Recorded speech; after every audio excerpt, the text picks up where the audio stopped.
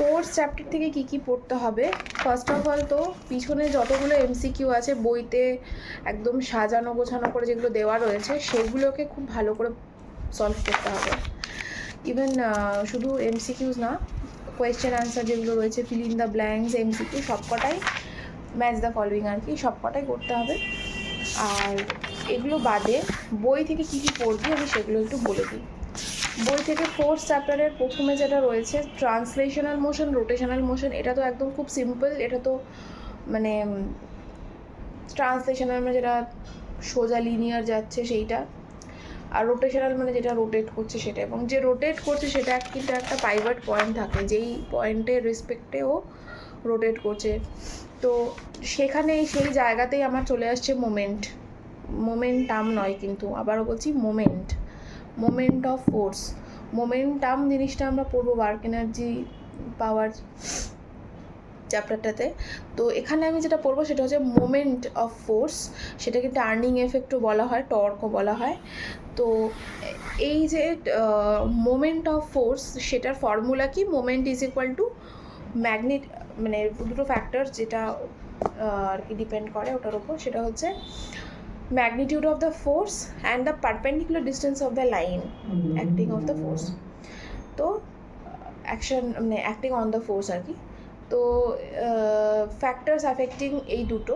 আর formula কি? Formula হচ্ছে moment is equal to F into S, force into displacement. আচ্ছা, formula যখন একটা আসছে তার ইউনিট আসবে, এসআই ইউনিট কি, সিজিএস ইউনিট কি, এবং তাদের মধ্যে রিলেশনটা কি, এটাও কিন্তু পড়তে হবে। একদম আমি মানে বলে দিচ্ছি, এগুলোকে কিন্তু পড়তে হবে ভালো করে। Clockwise moment, anti clockwise moment, এটা তো পড়ে মুখস্থ এতদিনে মানে হয়েই গেছে। ক্লকওয়াইজ মোমেন্ট হয় নেগেটিভ, অ্যান্টি ক্লকওয়াইজ হয় পজিটিভ। তো এটা তো মনে রাখতে, এটা এমসিকিউতে যদি ইজি পেপার হয়, ইজি এমসিকিউ হয়, এইটা দিতে পারে। আদারওয়াইজ এটা মানে আমি তো দেবো না এত ইজি পেপার, মানে এত ইজি এমসিকিউ আমি তো দেবো না যে ক্লকওয়াইজ আর অ্যান্টি ক্লকওয়াইজের মধ্যে কোনটা পজিটিভ কোনটা নেগেটিভ।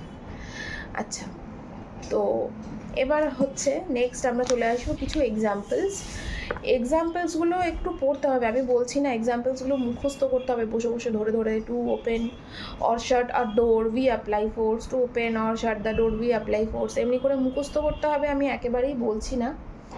আমি যেটা বলছি সেটা হচ্ছে ব্লুটুথ অফ করে দিই।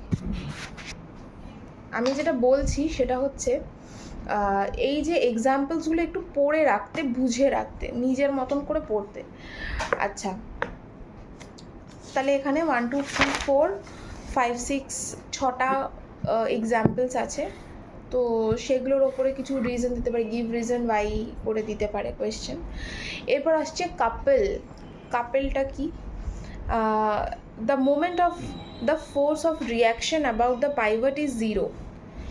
আচ্ছা, এখানে বলেই দিয়েছে যে moment of the force of reaction about the pivot পয়েন্টের অ্যাবাউটে সেটা জিরো। কেন জিরো?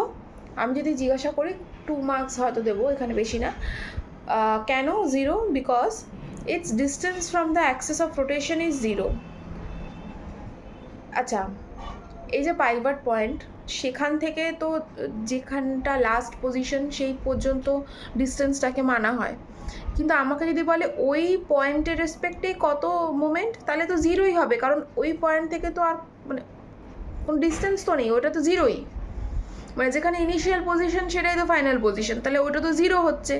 সেই কারণে কি হচ্ছে, মোমেন্টটাও সেখানে আমার জিরো হয়ে যাচ্ছে, কারণ এখানে আমার ডিস্টেন্সটা জিরো হয়ে যাচ্ছে।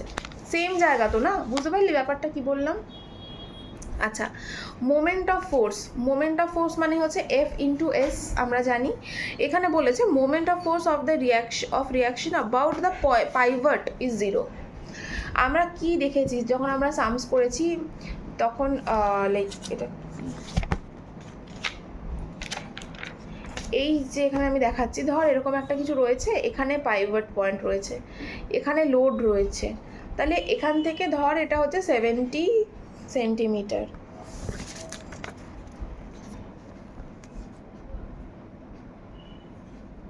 তো এইটা পাইভট পয়েন্ট, এটা 0, এটা 100, তো মনে কর এটা হচ্ছে 70। তো আমরা এইটা কেন 70 ধরবো? কারণ আমাকে যেটা পাইভট পয়েন্ট সেখান থেকেই তো লোড পর্যন্ত আমাকে ডিস্টেন্সটা নিতে হয়, তাই না?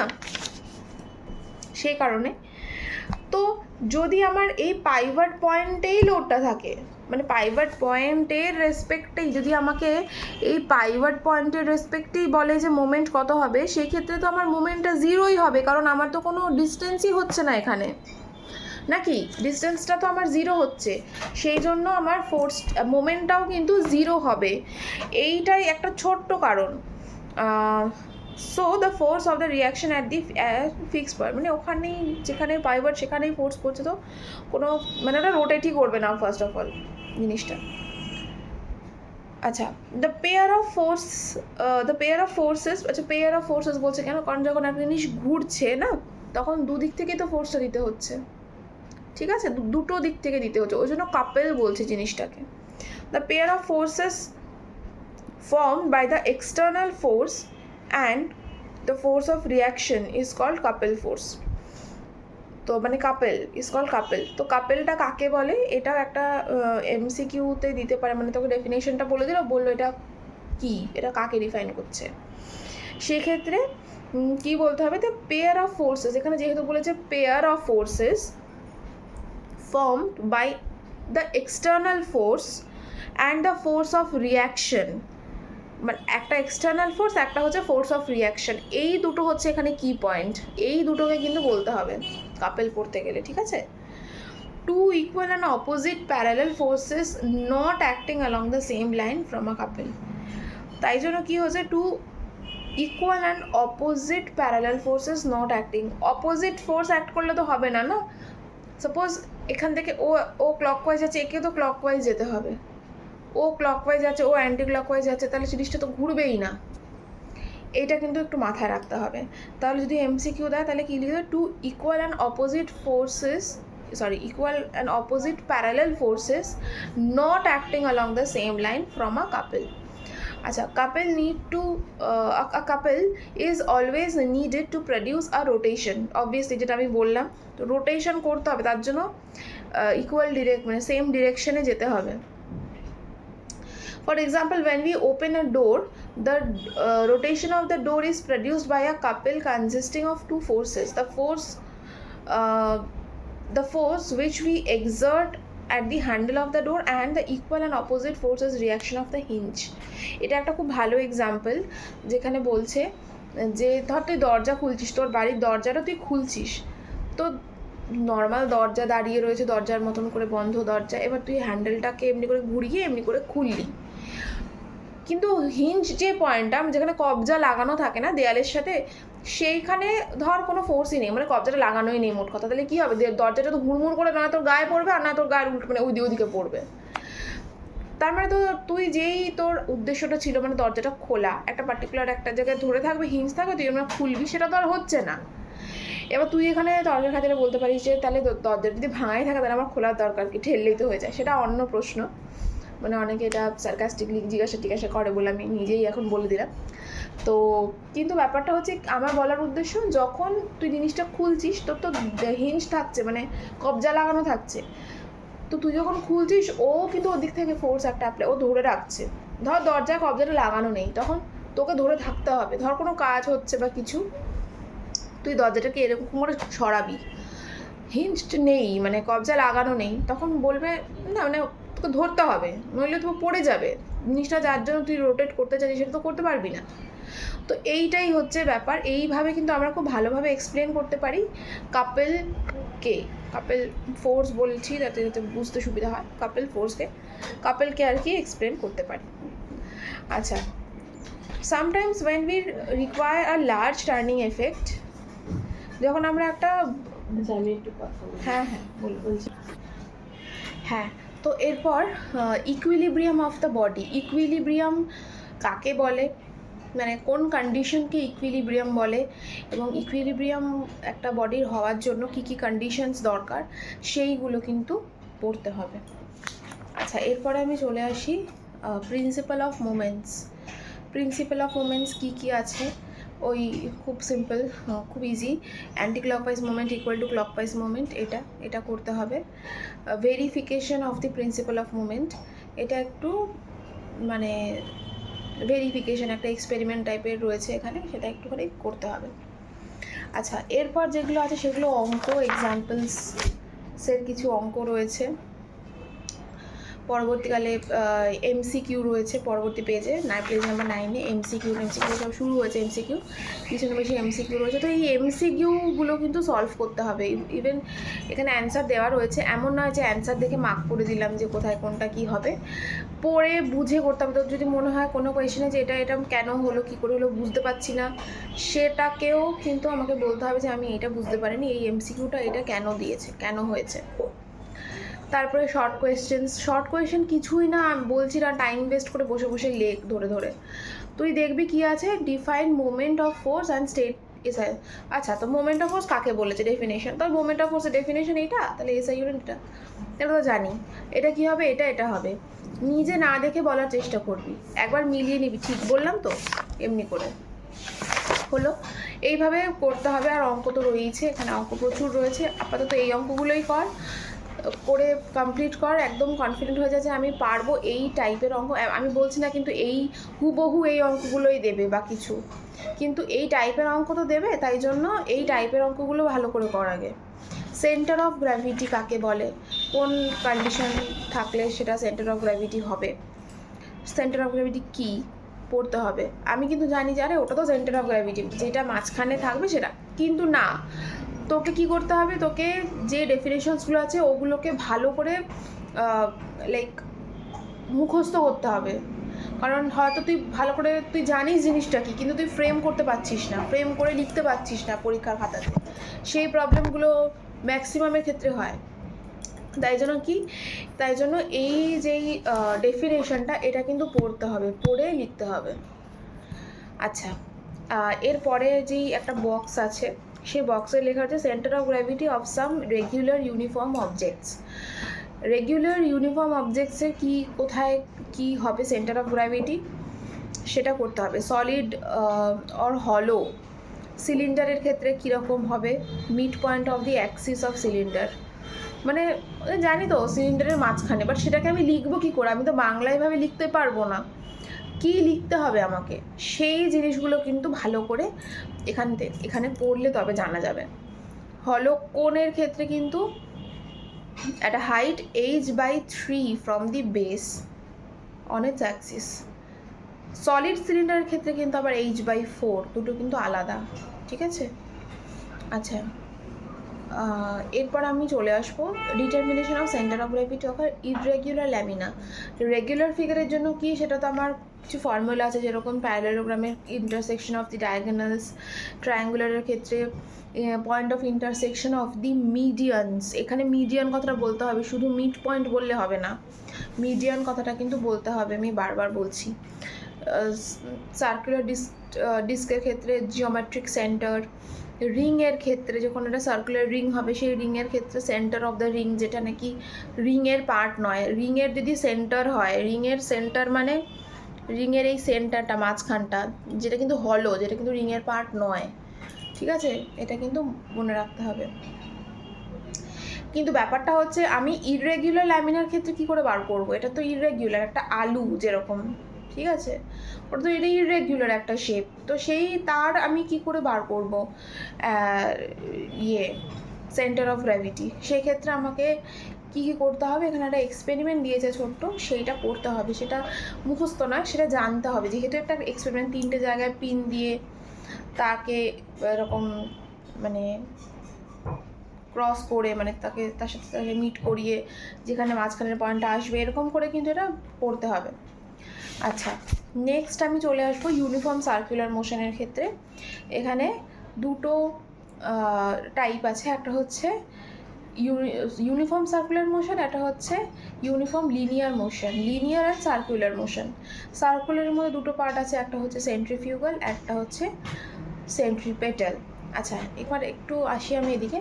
In uniform linear motion the speed and velocity both are constant and acceleration is 0। Uniform linear মোশনের ক্ষেত্রে ইউনিফর্ম বলেছি কিন্তু নন ইউনিফর্ম নয়, সেই কারণে স্পিড অ্যান্ড ভেলোসিটি কনস্ট্যান্ট, যেহেতু ইউনিফর্মলি যাচ্ছে তাই স্পিডও যা হবে কনস্ট্যান্ট থাকবে, ভেলোসিটিও কনস্ট্যান্ট থাকবে। আর অ্যাক্সিলারেশনও 0 হবে সেই ক্ষেত্রে, যেহেতু কনস্ট্যান্ট তাই। অ্যান্ড ইউনিফর্ম লিনিয়ার মোশন, এই ব্যাপারে আমরা ডিটেলসে ক্লাস 9-এ পড়েছিলাম, ওই জন্য আমি বেশি কিছু এখানে আর বলছি না এটা নিয়ে, মানে আশা করি তোরা জানিস, ওই জন্য আমি বেশি কিছু বলছি না এটা নিয়ে। That is uniform linear motion is an unaccelerated motion. সেই কারণেই বলা হয় uniform linear motion is an unaccelerated motion, while in uniform circular motion the velocity is variable.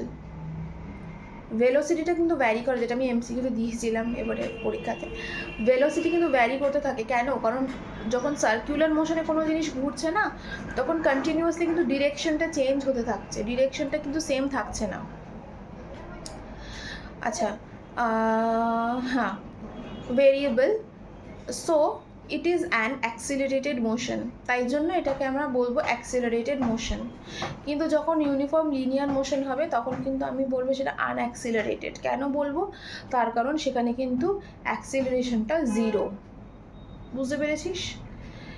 এই যে জায়গাটা, এর ওপর কিন্তু অনেক এমসিকিউ দিতে পারে, অনেক শর্ট কোয়েশ্চেন্স দিতে পারে, অনেক ঘুরিয়ে কোয়েশ্চেন্স দিতে পারে, তাই জন্য এই জায়গাটা কিন্তু ক্লিয়ার রাখতে হবে। আমি বলে দিলাম পেজ নাম্বার 17-এর ওই ফার্স্ট প্যারার মধ্যেই পড়ছে, ফার্স্ট প্যারাটার নিচে আর কি।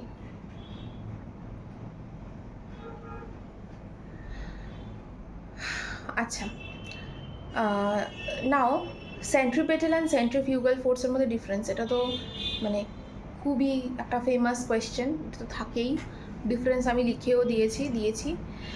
তো centripetal force কি? Centripetal force acting on a body moving in a circular path in the direction towards the center of the circular path. Petal, যেমন পেটাল আমি বলেছিলাম, মনে রাখবি, পেটাল মানে পাপড়িটা ফোটে হচ্ছে সেন্টার থেকে এমনি করে ফোটে, ওই জন্য আমি বলেছিলাম সেন্ট্রিপেটাল মানে জানবি টুয়ার্ডস দি সেন্টার, মানে ওই তোর ফোর্সটা অ্যাক্ট করবে towards the centre of the circular path আর কি। আর সেন্ট্রিফিউগাল মানে হচ্ছে অ্যাওয়ে ফ্রম দি সেন্টার, তো একটা সেন্টারের দিকে হলে আর একটা অ্যাওয়েই হবে, তো সেন্ট্রিফিউগাল যেটা away from the centre. And centrifugal force সেটা is not a real force, এটা মনে রাখতে হবে। এটা অনেক সময় অনেকে কনফিউজড হয়ে যায়, অনেকে ভাবে যে সেন্ট্রিপেটাল ফোর্সটা হচ্ছে নট আ রিয়েল ফোর্স, ওটা হচ্ছে ফিকটিশিয়াস ফোর্স, বাট নো, সেটা হচ্ছে সেন্ট্রিফিউগাল ফোর্স। ঠিক আছে, ফিকটিশিয়াস ফোর্সটা কোনটা? সেন্ট্রিফিউগাল ফোর্স, এটা কিন্তু মনে রাখতে হবে। তার সাথে মনে রাখতে হবে কিছু এক্সাম্পলস, যেরকম এখানে দিয়েছে ওই atom, in an atom an electron moves around the nucleus in a circular path. Electron তো সার্কুলার পাথে মুভ করে। আ planet moves around the sun in an elliptical path. যখন একটা প্ল্যানেট একটা এলিপ্টিক্যাল পাথে মুভ করে সানের অ্যারাউন্ডে, সেটা একটা এক্সাম্পল হতে পারে। মোটামুটি সব রকমই যেই কি বলবো সেলেস্টিয়ালস বডিজ আছে, যেগুলো একটাকে সেন্টার করে তার চারিদিকে মুভ করে, সেগুলো হচ্ছে এক্সাম্পল অফ সেন্ট্রিপেটাল ফোর্স। ঠিক আছে, একটা স্টোনকে বাদলি বেঁধে এমনি করে ঘোরাচ্ছিস, সেটা সেন্ট্রিপেটাল ফোর্স। নাও সেন্ট্রিফিউগাল ফোর্স কি? আ force assumed observer moving, assumed by an observer moving with the body to be acting on the body in the direction away from the center, যেটা like সেন্টারের থেকে দূরে যাচ্ছে, মানে সার্কামফারেন্সের দিকে যাচ্ছে, সেইটা হচ্ছে আমাদের centrifugal force. The centrifugal force is not the force of reaction of the centripetal force because action and reaction do not act on the same body.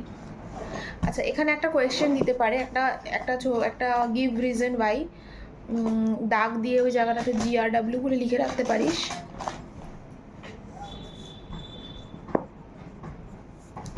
ফেলে গেছিলাম তো কি, যে সেন্ট্রিফিউগাল ফোর্স ইজ নট, এটা তো আমরা জানি, এটা তো ডিফারেন্সেও লেখা হয় যে এই centrifugal force is not a real force, it is a fictitious force. এবার আমি যদি তার রিজনটা জিজ্ঞাসা করি, 2 মার্কস হয়তো দিলাম যে centrifugal force is a fictitious force, why? সেক্ষেত্রে তুই কী লিখবি?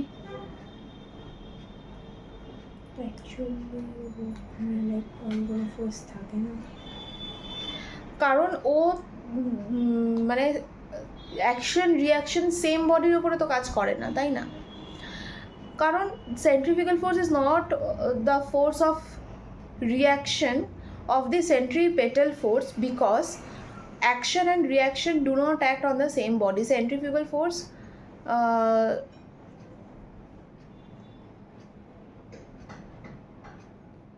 is not centrifugal force is not the force of reaction of the centripetal force. কেন?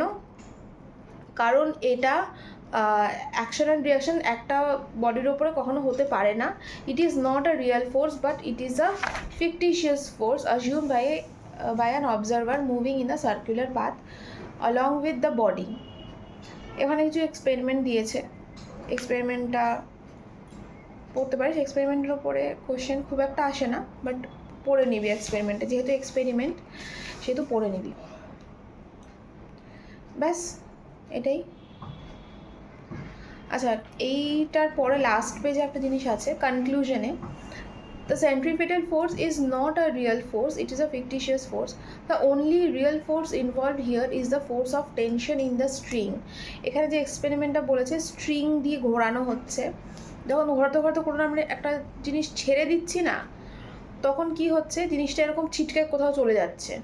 তো এই যে ছিটকে চলে যাচ্ছে, এইটা কেন হচ্ছে? এখানে মেরিগো রাউন্ডের একটা এক্সাম্পল দিয়েছে। মেরিগো রাউন্ড জানিস তো, মেলায় থাকে ঘুরে, যদি একটা ছেড়ে যায় তাহলে কী হবে, যে ও যে ডিরেকশনে এমন করে ঘুরছিল সে এরকমভাবে না ঘুরে এই যে ঘুরছিল এরকম সাট করে চলে যাবে, তাই তো? তো এই যে জিনিসটা, এই যে ফোর্সটা যেটা কাজ করছে, তাহলে সেটা কী ফোর্স? প্রশ্নটা এখানে আসে, তাহলে সেটা কী ফোর্স? সেইটা হচ্ছে force of tension in the string acting towards the centre. মানে স্ট্রিংটাই তো ধরে রেখেছিস, তার জন্যই তো এমনি করে ঘুরছিল, স্ট্রিংটা ছেড়ে গেলে তো পড়ে যাবে। A force which really does not exist but is considered to describe a certain motion, একটা মোশনকে ডেসক্রাইব করানোর জন্য এটাকে বলা হয়েছে, তাই জন্য এটা ফিকটিশিয়াস ফোর্স বলা হয়, বা ভার্চুয়াল ফোর্স। ভার্চুয়াল মানে যেটা কি আসলে এক্সিস্ট করে না, তাই তো? ব্যাস, এটা হচ্ছে ফোর্স।